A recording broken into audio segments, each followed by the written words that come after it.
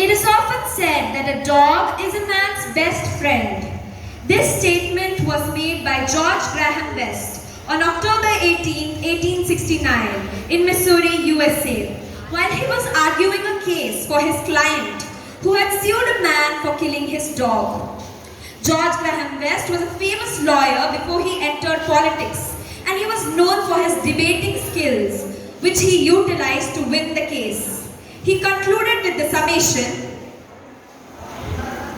"Gentlemen of the jury, the best friend that a man has in the world may turn against him and become his enemy. His son or daughter that he has reared with loving care may prove ungrateful. Those who are nearest and dearest to us, those whom we trust with our happiness and good name, may become traitors to their faith. The money that a man has, he may lose. It flies away from him, perhaps when he needs it the most. A man's reputation may be sacrificed in a moment of ill-considered action. Those who fall down on their knees to do us honor when success is with us may be the first to throw the stone of malice when failure settles its clouds upon our heads. The one absolutely unselfish friend in this selfish world that a man can have, the one that never deserts him, the one that never proves ungrateful or treacherous, is his dog. A man's dog is always by his side, in prosperity and in poverty, in health and in health sickness. A man's dog will sleep on the cold ground where the wintry winds blow and the snow drives fiercely, if only he may be by his master's side. He will kiss the hand that has no food to offer. He will lick the sores and wounds that comes in encounters with the roughness of the world. He guards the sleep of his pauper master as if he were a prince. When all other friends desert, he alone remains. When richness takes wings and reputation falls to pieces, he is as constant in his love as the sun in its journey through the heavens. If fortune drives the master forth, an outcast in the world, friendless and homeless, the dog asks for no higher privilege than accompanying him, to guard him against danger, to protect him from enemies. And when the last scene of all comes, when death takes the master in its embrace and his body is laid away on the cold ground, no matter if all the other friends pursue their way, but there by the graveside will the dog be found, his head between its paws, his eyes sad, his eyes open in alert watchfulness, faithful and true, even in death. Thank you.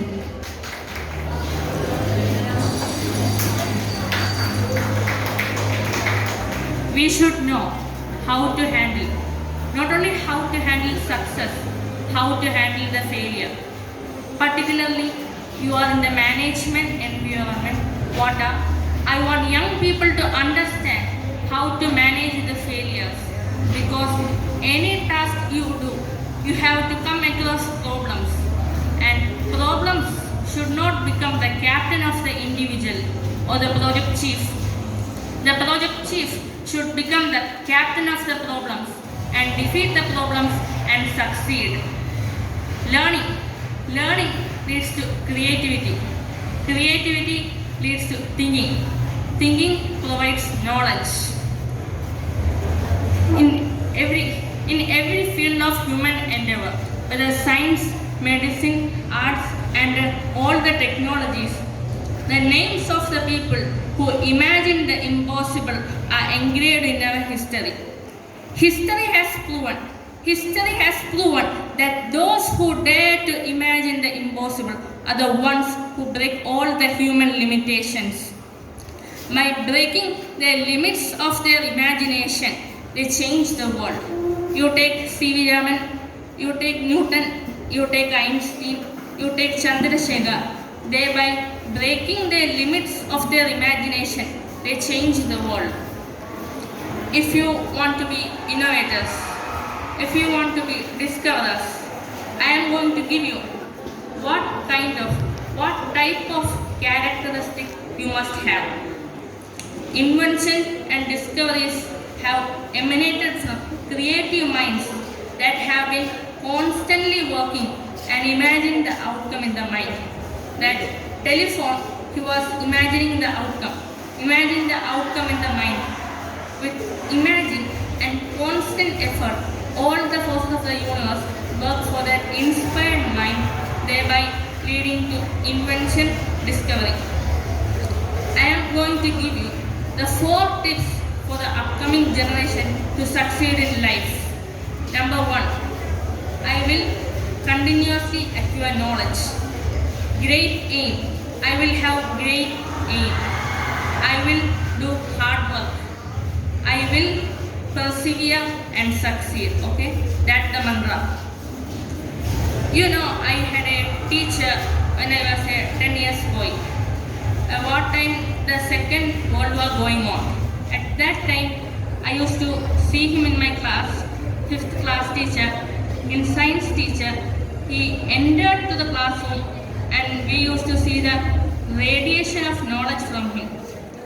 When he enters the classroom, my teacher, I see radiation of purity of life. And the way he thought, my dream was got shifted. What should be my way of life? He is the person that teach and give me the vision of my life when I was a young fellow. Now the teacher has got a fantastic opportunity to grow minds, to enter the minds, to give dreams to the young people and nurture the dreams with them. And they become great human beings. Sometime they will become better than the teacher. So that opportunity to have is great. Dream until your dream comes true. Thank you.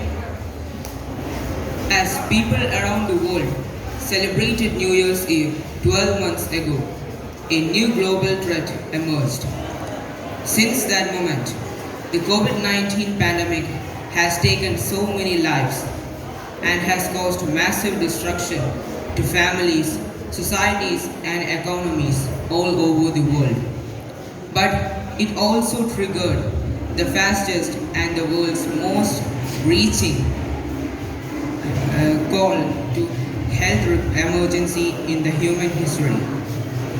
Acts of generosity, large and small, filled the hospitals with the instruments needed by the health workers for them to stay safe and to care for their patients. Outpourings of kindness helped the societies most vulnerable through these times of struggle. Vaccines, therapeutics, and diagnostics were developed and rolled out at record speed, thanks to the collaboration, including the Access to COVID-19 Tools Accelerator. Vaccines were of a great hope to change the tide of the pandemic. But to protect the world, we must ensure that all the people at risk everywhere are vaccinated, not only in the countries which can afford to buy vaccines are immunized.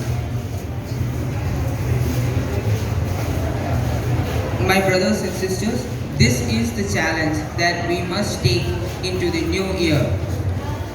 The events of 2020 has provided us telling lessons and reminders for each of us to take into 2021.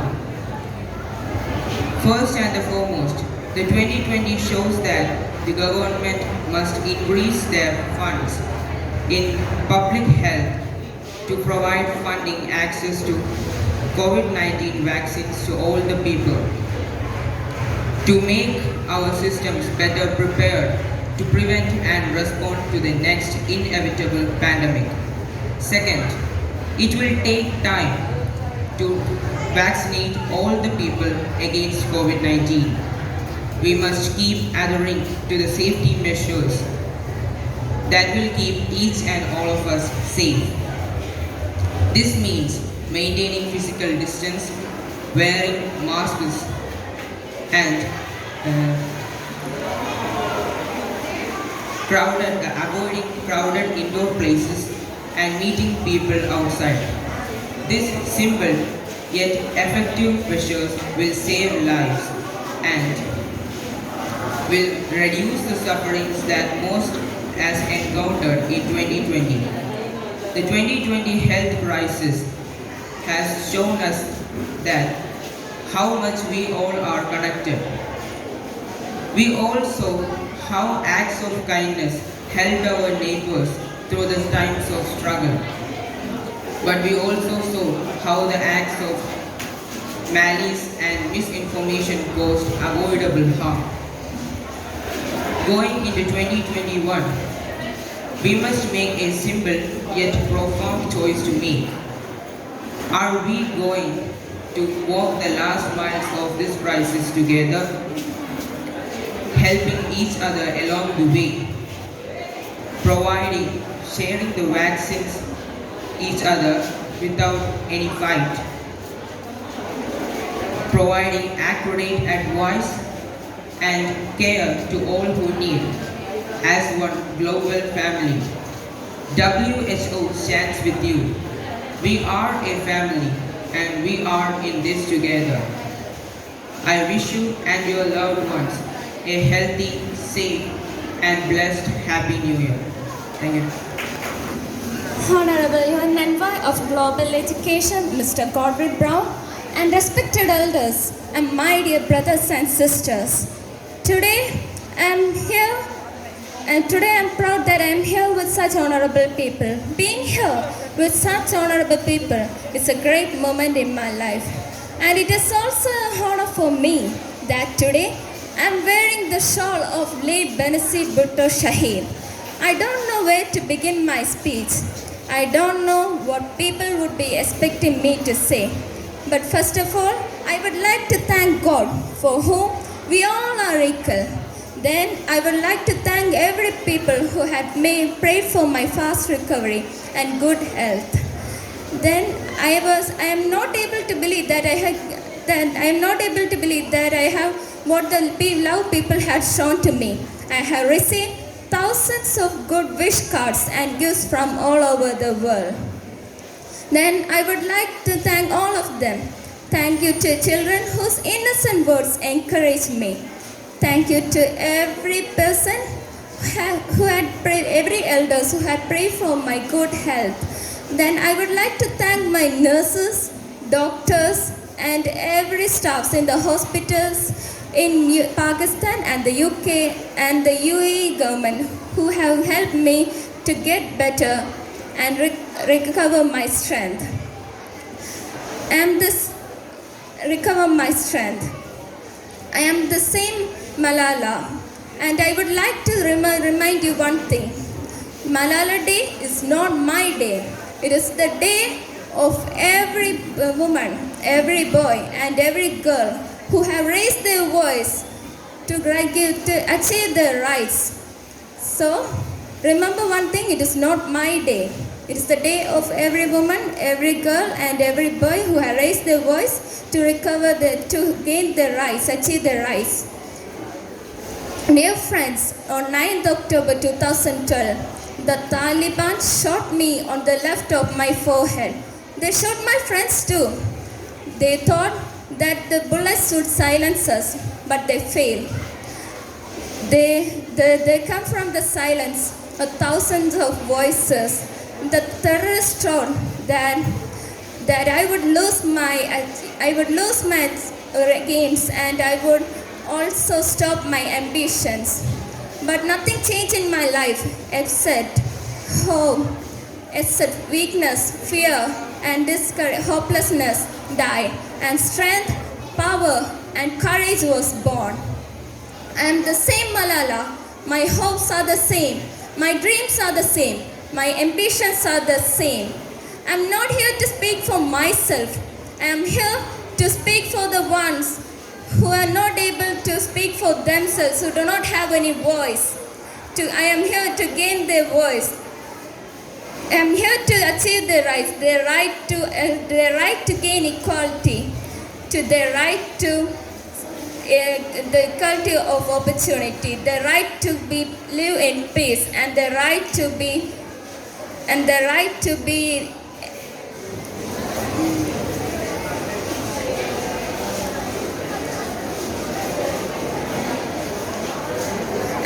to achieve their goals. Then, even if the Taliban, I do not hate anyone. I am not here to speak against any terrorist or any terrorist group or the Taliban. I just want the right to, I would just want them, everyone to be educated, every child to be educated. I want the sons and daughters of the Taliban to be educated. Even if I had a gun in my hand and if he was standing in front of me, I would not shoot him. I do not hate him. That is because this is the compassion I have learned from. This is the compassion I have learned from Muhammad, the prophet of mercy, Jesus Christ and Lord Buddha. This is the legacy of change I have learned from Martin Luther King, Nelson Mandela, and other people. And this is the prosperity of non-violence that I have inherited from Mahatma Gandhi, Bachar Khan, and Mother Teresa. And this is the forgiveness that I have learned from my mother and my father. And this is what my soul says. Be peaceful and love everyone. Thank you. Expecting me to say, first of all, thank you to God for whom we honor equally, and to every person who prayed for my fast recovery and new life. Dear brothers and sisters, do remember a thing. Malala Day is not my day. Today is the day of every woman, every boy, and every girl who raised their voices for their rights. There were hundreds of human rights activists and social workers who are not only speaking for their rights, but struggling to achieve the goal of peace, education, and equality. Dear friends, on 9th of October 2012, the Taliban shot me on the left side of my forehead. They shot my friends too. They thought the bullets would silence us, but they failed. Out of the silence came thousands of voices. They thought they would change my aims and stop my ambitions, but nothing changed in my life except for this. Weakness, fear, and hopelessness died. Strength, power, and courage was born. I am the same Malala. My ambitions are the same. My hopes are the same. And my dreams are the same. Dear brothers and sisters, we realize the importance of light when we see the darkness. We realize the importance of our voices when we are silenced. When we were in Swat, north of Pakistan, we realized the importance of pens and books when we saw the guns. The wise saying, "The pen is mightier than a sword," was true.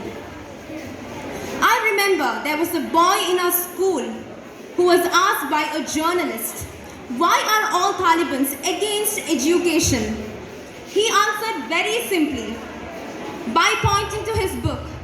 He said, "A Talib doesn't know what is written inside this book.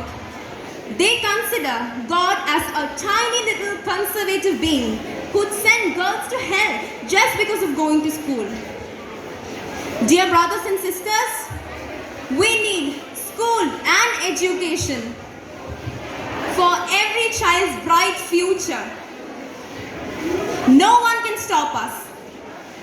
And we will speak up for our rights, and we will bring changes through our voice.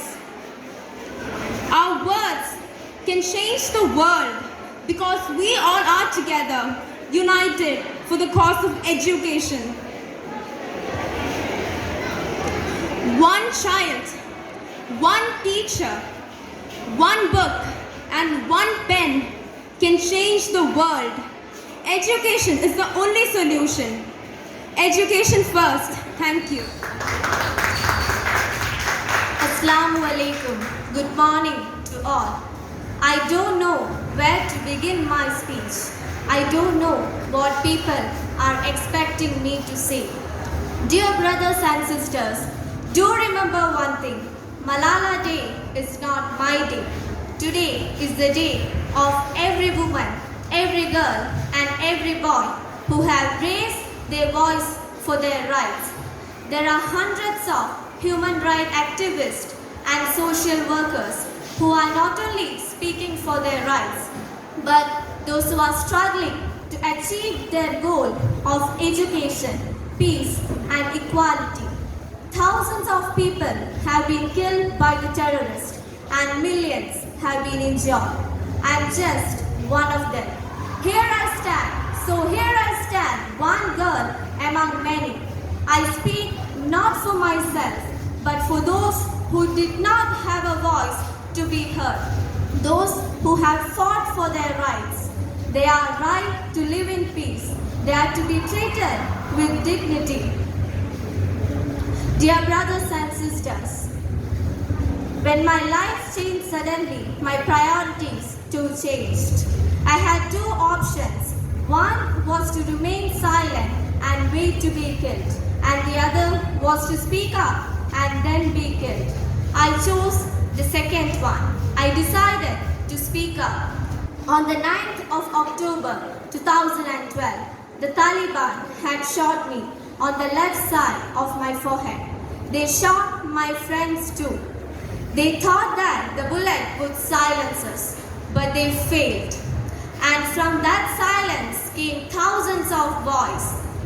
The terrorists thought that they would change my aims and stop my ambitions. But nothing changed in my life except this. Fear, weakness and hopelessness died. Strength, power and courage was born. I tell my story not because it is unique, but because it is not. It is the story of many girls. I am not a lone voice. I am many. Dear fellows, today I am focusing on women's rights and girls' education because they are suffering the most. There was a time when women social activists asked men to stand up for their rights. But this time, we will do it by ourselves. I am not telling men to step away from speaking for women's rights. Rather, I am focusing on women to be independent and fight for themselves. So dear brothers and sisters, now it's time to speak up. A deal that goes against the rights of women is unacceptable. We call upon all government to ensure free compulsory education all over the world for every child. We want school and education for every child's bright future. We will continue our journey to our destination of peace and education. No one can stop us. We will speak up for our rights and we will bring change through our voice. We believe in the power and strength of our words. Let us pick up our books and our pens. They are our most powerful weapons. One teacher, one child, one book and one pen can change the world. Education is the only solution. Education first. Thank you. And so even though we face the difficulties of today and tomorrow, I still have a dream. It is a dream deeply rooted in the American dream. I have a dream that one day this nation will rise up and live out the true meaning of its creed. We hold these truths to be self-evident that all men are created equal. I have a dream that my 4 little children will one day live in a nation where they will not be judged by the color of their skin, but by the content of their character. I have a dream today. One day, right there in Alabama, little black kids and little black boys will be able to join hands with little white boys and little white girls as brothers and sisters. I have a dream that one day every valley shall be exalted, every hill and every mountain shall be made low. The rough places will be made plain and the crooked places will be made straight. And the glory of the Lord shall be revealing, and all flesh see it together. We will be able to work together, to struggle together, to pray together, knowing that we will be free one day. Free at last, free at last. Thank God Almighty, we are free at last. Thank you.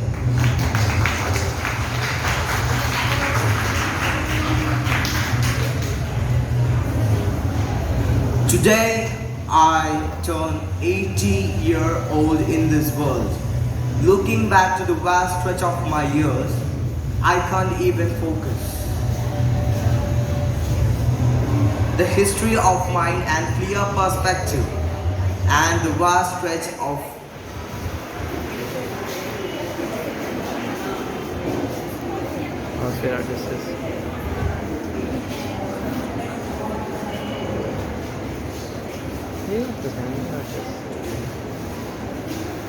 Today, I complete 80 years of my life.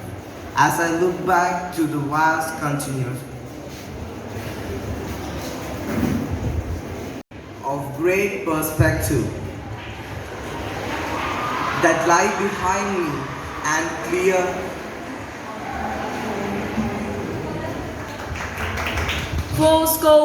77 years ago, our fathers brought forth on this continent a new nation, conceived in liberty and dedicated to the proposition that all men are created equal. Now, we're engaged in a great civil war, testing whether that nation or any nation so conceived and so dedicated can long endure. We are met on a great battlefield of that war. We have come to dedicate a portion of that field as a final resting place for those who here gave their lives that that nation might live. It is altogether proper and fitting that we should do this. But in a larger sense, we cannot dedicate, we cannot consecrate, we cannot hallow this ground. The brave men living and dead who struggle here have consecrated it far above our poor power to add or detract. The world will little note nor long remember what we say here, but it can never forget what they did here. It is rather for us, the living, rather to be dedicated to the unfinished work which they who fought here have thus far so nobly advanced. It is rather for us to be here, dedicated to the great task remaining before us, that from these honored dead we take increased devotion to the cause that they here gave the last full measure of devotion, that we highly resolve that these dead shall not have died in vain, that this nation under God shall have a new birth of freedom, and that government of the people, by the people, for the people shall not perish from the earth.